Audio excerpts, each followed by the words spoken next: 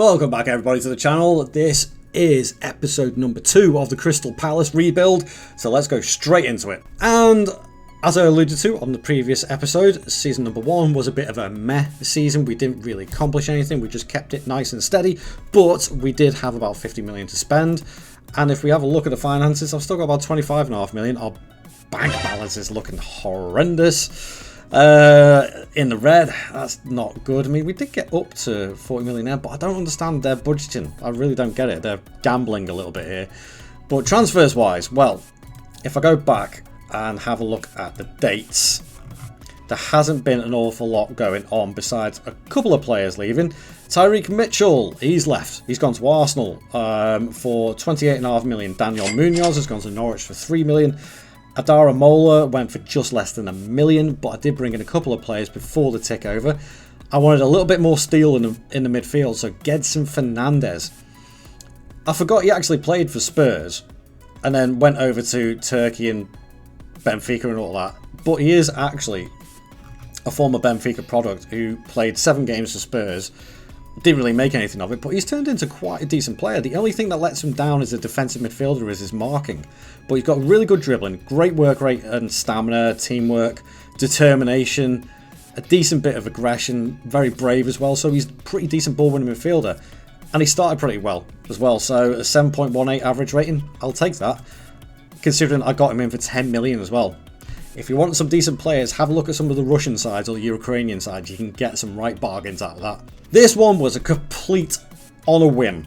Sixten Carlson. Nobody you've ever heard of? That's because he's a 16-year-old regen that came out of Gateshead. I don't even know how my scouts found this, but he's got a 5-star potential ability. I bought him for 100k. He is now worth 70 million. Yes, he has a temperamental personality, but with that flair and determination and already some of these technicals, I couldn't resist it for 100k. I thought, you know what, I'll take a gamble. Not a bad regen at all on the first season. It's a bit mental. But then we go over and there was only another £1 million sale and a lot of freebies and loans, but this is where I spent the bulk of my money. So if I get them into order, Ekitike from Liverpool, 9 million. So Liverpool made a £70 million loss on him. And I bought him previously on my Leon save. He did really well for me, so I wanted another striker that was going to challenge Mateta for this season, and I think he can do it. He's young enough. I think I'll get the best out of him in this save.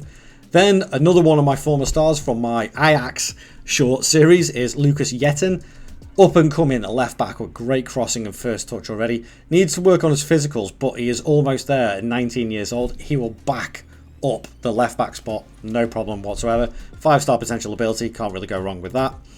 Next one, I wanted another Brit in as well, and Liam Delap was up for sale. So Chelsea have made a massive loss, and I've brought him in. What worries me is the injury and consistencies and big game mentality. So yeah, I don't know where exactly he's going to fit into it, but it just gives me a little bit of more strength and depth more than anything else. And then finally, one of my favourite fullbacks on FM23 and probably FM24 as well, Michael Coyote from Brighton, a player who can develop into an absolute monster of a wing-back / fullback, and I brought him in for 36 million, and now he's worth nearly double that. And he started really, really well as well. He's got a decent average rating, he's got an assist to his name already, cannot complain at that. So yeah, 63 million spent on that side, another 10 million on that side, so 73 million spent.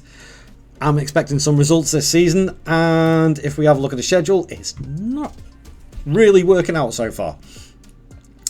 We beat Arsenal, which was nice, but we lost to Brighton, which is the derby game as well, so we lost 4-2 in that. Then we got beat by Sunderland 2-1, and then we drew 0-0 versus Chelsea, in between beating Peterborough just 1-0.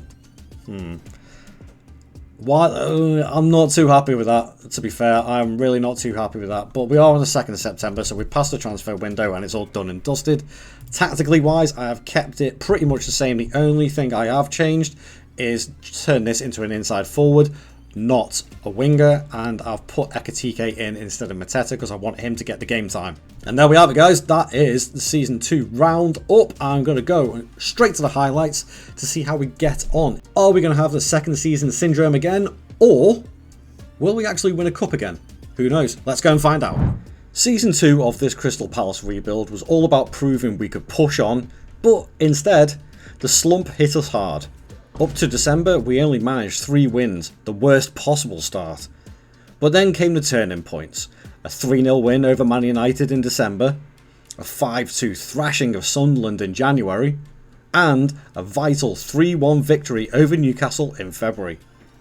Despite losing our last 2 games of the season, 4 wins before that surge carried us into 7th place in the league, securing European football yet again. As for the domestic cups, embarrassing. Knocked out of both competitions early on by Manchester City. So no silverware we wanted, but progress in the league and another shot at Europe for season 3. That's where the test begins. Well, that was disappointing in the cups, but we have European football back for season number 3. Come on. Let's have a look at the league table. So yes, we are back into the Conference League qualification. We are on the 31st of May here. Looks like Newcastle are in the Europa League, so I'm willing to bet they've won one of the cups. What? Wolves are in the Europa League? How's that even happened? Either way, we almost did throw it away because we lost our last 2 games of the season, but we somehow managed to stay ahead of Bournemouth on goal difference. That's big. But it is big news because Palace being in the Conference League again gives us another crack at a European trophy, and a European trophy that I think Palace are more than capable of winning. But let's go and have a quick look at the squad. So I kept Ekatike in for the entire season and he repaid me with 10 goals and 6 assists. That's not good. That's not good. Especially when Sarr only started 23 and got 11 goals. Kamada got 11 goals. 7 from Pino and Diamonde. França was back in the side after his loan last season. He got 3. 7 assists from Fernandez. And where is Wharton? Wharton only played 28 games, which is a little bit disappointing. Did he get an injury? Yep, he broke his foot in January, which kept him out for 3.5 months. Damn.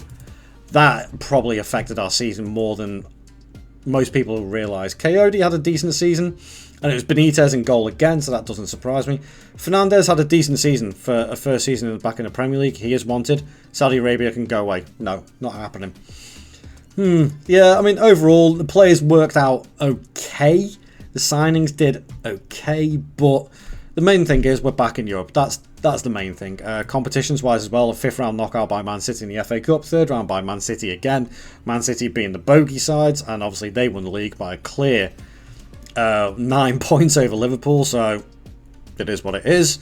And there we have it, guys. That is the end of season number 2. We have European football back for season number 3, so make sure you do like this video, you are subscribed to the channel to keep up to date with this content, and keep an eye out for part 3. Thank you very much for watching, guys. I will see you guys in the next video. Ta-ra!